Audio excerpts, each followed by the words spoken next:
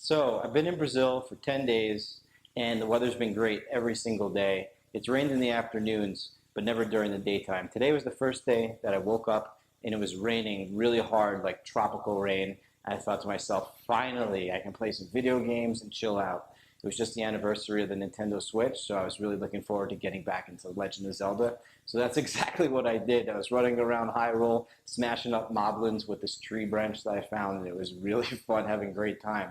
I was sitting in the hammock in the back here, this little patio, and maybe an hour or so later, there was a knock at the window, and I was like, oh shit, something in the real world. And I looked out, and it was my friend Jose, the guy from Sao Paulo. I was hanging out with him and his wife yesterday. He said, hey, the rain stopped. Do you want to come for a bike ride to the waterfall? So I said, yeah, I might as well. That sounds good. That's kind of what I'm here for. So we went out. We drove down to the bike shop. We rented these bikes. Finally got to go to the actual park, Serra de Cipo. It's about 5 kilometers from the town. So we ride to the park, no big deal.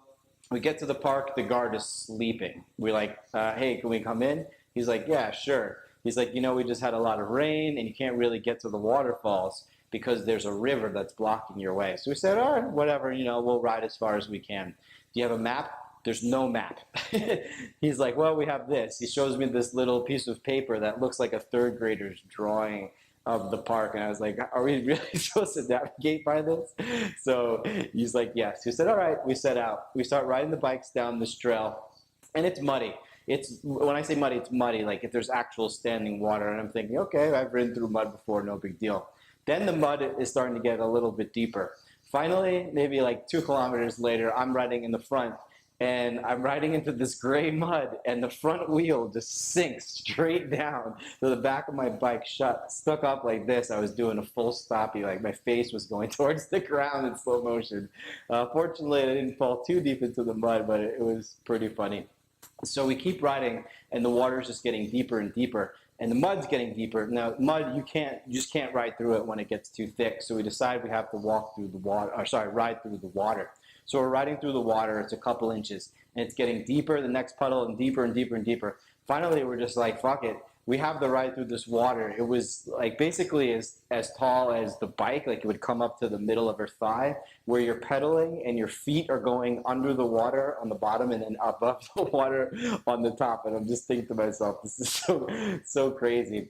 So we keep going. We finally get to the sign for the Cachoeira Farofa that we want to see. It says it's another 2.5 kilometers. We're like, all right, cool, we're going to make it. We're going, we're pedaling through all these like pools.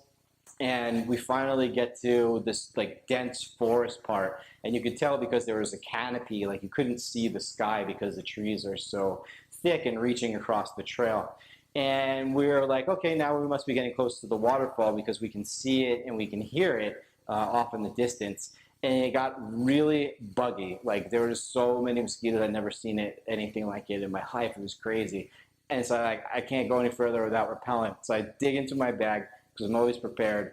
This is the one day I forgot to bring insect repellent. I don't know why, but yeah, it was just, I was getting attacked, eaten alive. And so we go a little further, and we finally hit this river that's on top of the trail.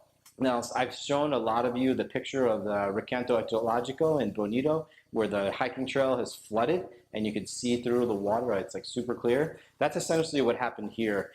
We had to stop the bikes. It was just too deep to take the bikes any further. So we started walking into this river that had flooded on top of the trail. And at first it's at your ankle, then your shin, then your knee, then your thigh. Finally at the waist, it was just going way too fast. And it was not a safe situation, so we couldn't press any further. Didn't get that close to the waterfall, but got to see it from about 1 kilometer away. It was amazing. It's one of these very compound ones where the water comes down from the right, bounces off the left and then back, and we probably switched back and forth 6 or 7 times. Really amazing. I got a couple good photos of it. All in all, just another amazing, beautiful day in Brazil. The place is very natural. It's unspoiled. You go in the parks, there's like no one there at all. It's just nature in its purest form, which I really love. The weather is fantastic. It's always like 80 degrees and more or less sunny when it's not these big thunderstorms. People are super friendly everywhere I go. I've made friends in these parks or in the hotels where I'm staying. It's totally safe. Haven't had any issues. People say it's because of my beautiful skin tone. I don't know. It's just my experience that I'm sharing with you. And overall, just having a wonderful time. So I got some good photos. I'm going to put those on Instagram, but just wanted to give you a little video update of what's going on too. Take care. Peace.